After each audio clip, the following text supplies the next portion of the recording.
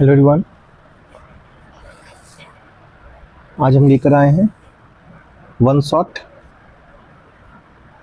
Recent international convention या international meetings जो भी इम्पोर्टेंट है सारे को हम इसमें करके देखेंगे। ठीक है, ये क्या हो गया भाई?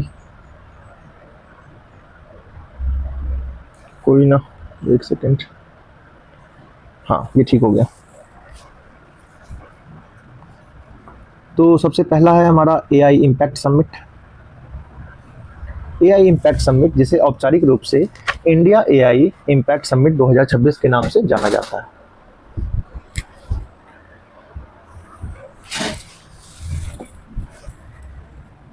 फरवरी महीने में ये आयोजित हुई थी। कहाँ पे? भारत में, भारत मंडपम में आयोजित किया गया।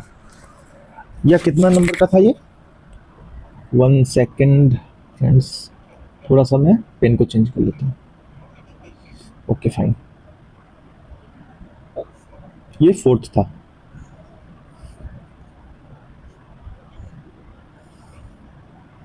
पहला कहाँ हुआ? 2023 में ब्ले चले पार्क एआई सेफ्टी समिट।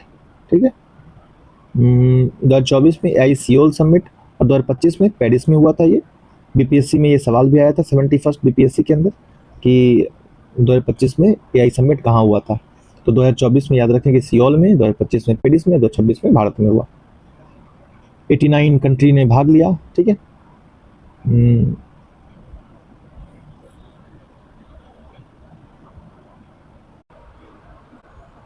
मुख्य बिंदु इसके देख लेते हैं हम लोग। यह शिखर सम्मेलन 5 दिनों तक चला। बाद में जनता की जबरदस्त प्रतिक्रिया के बाद इसे 6 दिन तक बढ़ा दिया गया। ठीक है, ये सब हमारे काम का नहीं है। ठीक है, एआई विकास के 7 चक्र जो थे: सामाजिक सशक्तिकरण, आर्थिक विकास, सामाजिक भलाई के लिए एआई संसाधनों का लोकतंत्रीकरण, डेमोक्रेटाइजेशन, मानव पूंजी, ह्यूमन रिसोर्स, सुरक्षित और विश्वसनीय एआई, लचीलापन, रेजिलियंट इनोवेशन एंड कैपेबल, दक्षता, विज्ञान। 7 चक्र इस तरीके से है। इसको एक बार देख लेंगे। ठीक है, पूछ सकते हैं एग्जाम में। कौन उद्घाटन किया था? प्रधानमंत्री मोदी ने किया 19 फरवरी 2026 को। फ्रांसीसी राष्ट्रपति इमैनुअल मैक्रोन, संयुक्त राष्ट्र महासचिव एंटोनियो गुतेरस ने भी संबोधित किया।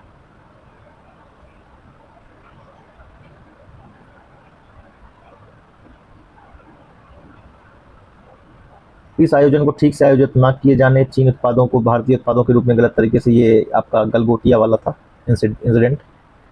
कुछ इंसिडेंट हुए, ये हमारे काम का नहीं है। इस शिखर में 100 से अधिक देशों के प्रतिनिधि मंडल ने भाग लिया। ठीक है, चलिए ये आगे बढ़ते हैं। भारत ने 24 घंटे में एआई जिम्मेदारी अभियान के लिए सबसे अधिक प्रतिज्ञाएं प्राप्त करने का गिनीज वर्ल्ड रिकॉर्ड बनाया। अब आगे बढ़ते हैं। गलगोटिया विश्वविद्यालय आलोचना वाला सेक्शन हमने देख लिया। एआई इम्पैक्ट समिट 2026 की प्रमुख विशेषता क्या है? भारतीय मूल्यों पर आधारित है, विशेष रूप से सर्वजन हिताय, सर्वजन सुखाय, सभी के कल्याण, सभी की खुशी के आदर्श पर आधारित इस 2 सैद्धांतिक ढांचे के आधार पर संरचित किया है।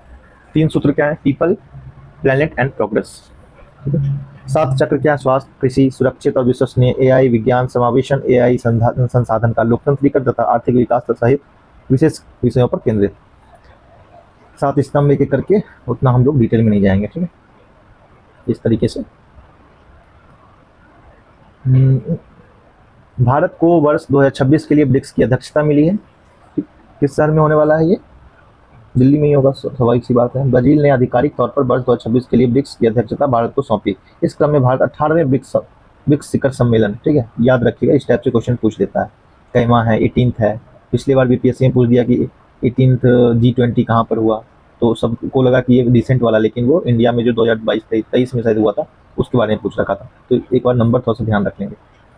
यह अवसर न केवल भारत की कूटनीतिक सक्रियता को दर्शाता है, बल्कि बदलते वैश्विक परिदृश्य में भारत की भूमिका को भी रेखांकित करता है। 17वां ब्रिक्स सम्मेलन का आयोजन ब्राजील के रियो डी जेनेरियो में किया गया था। भारत अपनी ब्रिक्स अध्यक्षता को 4 प्रमुख स्तंभों पर आधारित किया है: resilience, innovation, cooperation and sustainability. इसका महत्व क्या है? ये मेंस के लिए वैश्विक शासन में सुधार, पश्चिमी प्रभुत्व, रिफॉर्मिस्ट पावर, ग्लोबल साउथ का नेतृत्व, डिजिटल सार्वजनिक सोनत DPI, ठीक है, डिजिटल पब्लिक इंफ्रास्ट्रक्चर, ओके, जैसे कि आधार कार्ड हो गया, ये सब जो भी लोगों के लिए सुविधाएं दी जाती हैं उसको डीपीआई कहते हैं, वो डिजिटल के तौर पे। ठीक है, आगे बढ़ते हैं। ब्रिक्स के बारे में अब देख लें थोड़ा सा। ब्रिक्स का नाम है 2001 में गोल्डमैन सैक्स के अर्थशास्त्री जिमोल नील द्वारा तैयार किया। ब्राज़ील, रूस, भारत और चीन की अर्थव्यवस्थाओं को विकास संभावनाओं पर एक रिपोर्ट में यह सब प्रस्तुत किया, जिसमें यह बताया गया कि ये 4 देश मिलकर विश्व के उत्पादन और जनसंख्या का एक महत्वपूर्ण हिस्सा दर्शाते हैं।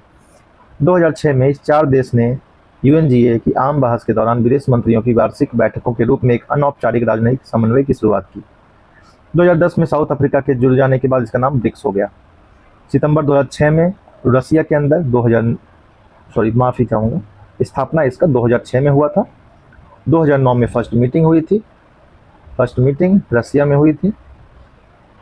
उसके बाद आपका शुरुआत जो है इन 4 देशों ने किया। मूल नाम ब्रिक था। पहला नया सदस्य दक्षिण अफ्रीका 2010 में नया नाम ब्रिक्स हो गया।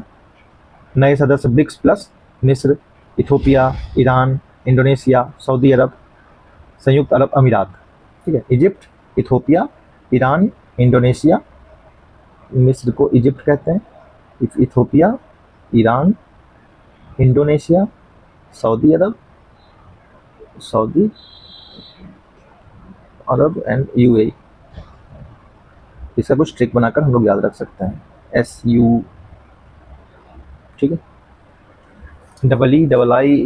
EEISU। ब्रिक्स के से प्रमुख चुनौती, ये सब उतना ध्यान नहीं रखना है हमें इस वक्त, एग्जाम सामने, उतने डिटेल में हम नहीं जाएंगे।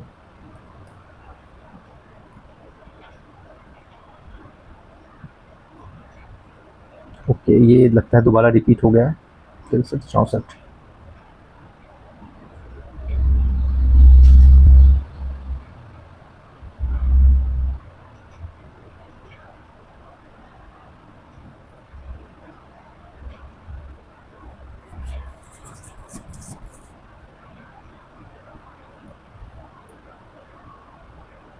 ठीक है, पता नहीं रिपीटेशन क्यों है यहाँ पे। रिपीटेशन नहीं है, शायद इसके अंदर नया है। इंडिया एआई मिशन के बारे में, तो क्या इंडिया एआई मिशन के बारे में यहाँ पे भी दिया हुआ है? मुख्य बिंदु सार्वजनिक उपयोग करने के लिए नहीं, ये अलग है, ये इसी से जुड़ा हुआ है, एक चुनौती बन जाता है। सीमित प्रभावशीलता, हालांकि ब्रिक्स एक शक्तिशाली मंच है, लेकिन वैश्विक शासन सुधार और ग्लोबल साउथ के प्रतिनिधित्व में इसकी उपलब्धियां अपेक्षाकृत सीमित रही हैं। ठीक है, एआई वगैरह पे इस पे बात होगा। इंडिया एआई मिशन जो है, एआई इम्पैक्ट 2026 को तो हमने पढ़ा ही, ये सारा रिपीटेशन है। फिर इसके बाद एआई मिशन जो है इंडिया का, इसमें देख लेते हैं। मार्च 2024 में केंद्रीय मंत्रिमंडल द्वारा 10,371 करोड़ रुपए के बजट के साथ स्वीकृत India AI mission making AI in India and making AI work for India के विजन के माध्यम से भारत को एआई में वैश्विक नेता के रूप में स्थापित करने के उद्देश्य से एक परिवर्तनकारी पहल है। यह मिशन इलेक्ट्रॉनिक्स और सूचना प्रौद्योगिकी मंत्रालय के अधीन एक स्वतंत्र व्यवसाय प्रभाग इंडिया एआई द्वारा कार्यान्वित किया गया है। India AI compute, India AI अनुप्रयोग के विकास, एआई कोष, इंडिया एआई आधारभूत मॉडल, सिर्फ एआई भर दिया है इन लोगों ने। लोगो और वेबसाइट क्या है भाई, ये देख लेते हैं। थीम और वेबसाइट ब्रिक्स 2026.gov.in का शुभारंभ किया। लोगों में नमस्ते के भाव के साथ कमल के फूल का उपयोग किया है, जो परंपरा, एकता और सहयोग का प्रतीक है। इस वर्ष का विषय लचीलापन, नवाचार, सहयोग और स्थिरता के लिए निर्माण, building for resilience, innovation, cooperation and sustainability है। ठीक है, जितने भी हमारे ये हैं इसको हम लोग याद रखेंगे। लोगो क्या है, वही नमस्ते वाला मुद्रा। Theme building for resilience, innovation, cooperation, sustainability.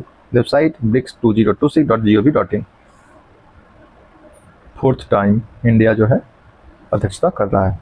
Davos शिखर सम्मेलन 2026, वर्ल्ड इकोनॉमिक फोरम की 56वीं वार्षिक बैठक, जिसे दावोस शिखर सम्मेलन 2026 के रूप से जाना जाता है, जनवरी के महीने में स्विट्जरलैंड के दावोस में आयोजित की गई। इस वर्ष का मुख्य विषय स्पिरिट ऑफ डायलॉग, संवाद की भावना था, जिसका उद्देश्य भू राजनीतिक तनाव और आर्थिक अनिश्चितता के बीच वैश्विक सहयोग को फिर से जीवंत करना था। मुख्य बिंदु भागीदारी। इस सम्मेलन में 130 से अधिक देशों के लगभग 3000 नेताओं ने भाग लिया। वही है, सबका फोकस एआई ही है। मुझे लगता है AI जो है बर्बाद करके मानेगा सबको, उतना इम्पोर्टेंट नहीं है। भारत गया था, प्रहलाद जोशी गए थे भारत से, ठीक है। रायसीना संवाद लास्ट हो चुका है हमारा। रायसीना संवाद 2026 किसी किसी बीच हुआ है।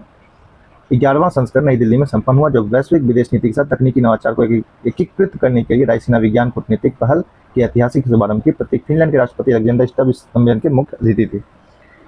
रायसीना डायलॉग में जो है विदेश नीति में विज्ञान और प्रौद्योगिकी को एकीकृत करने के लिए नया ढांचा बनाया गया, ठीक है। ये सब तो बात होता देगा। बहुपक्षवाद, समुद्री सुरक्षा। रायसीना संवाद विदेश मंत्रालय द्वारा 2016 में शुरू किया गया था। नाम नई दिल्ली में स्थित रायसीना हिल्स के नाम पर रखा गया। इसका आयोजन विदेश मंत्रालय द्वारा किया जाता है। यह भारत का प्रमुख भू राजनीतिक भू अर्थशास्त्र सम्मेलन है, जिसकी तुलना म्यूनिख सुरक्षा सम्मेलन जर्मनी और सिंगापुर के सांग्रीला संवाद से की जाती है। 2026 के लिए विषय क्या है? संस्कार, अभिकथन, समायोजन, उन्नति। जो यह दर्शाता है कि सभ्यता अपनी पहचान कैसे स्थापित करती है, विविधता को अपनाती है, प्रगति करती है।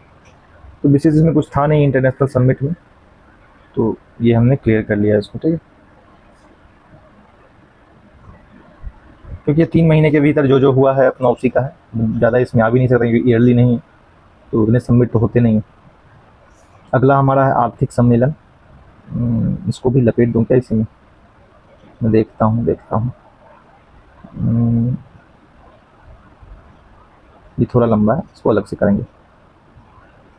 ये ऑलरेडी हमने कर लिया है, बजट, इकोनॉमिक बजट के नाम से एक मेरा प्लेलिस्ट है, उसके अंदर ऑलरेडी मैंने किया हुआ है इसको, तो यहाँ पे अलग से नहीं करेंगे। प्रॉपर वहाँ पे मैंने गवर्नमेंट की वेबसाइट।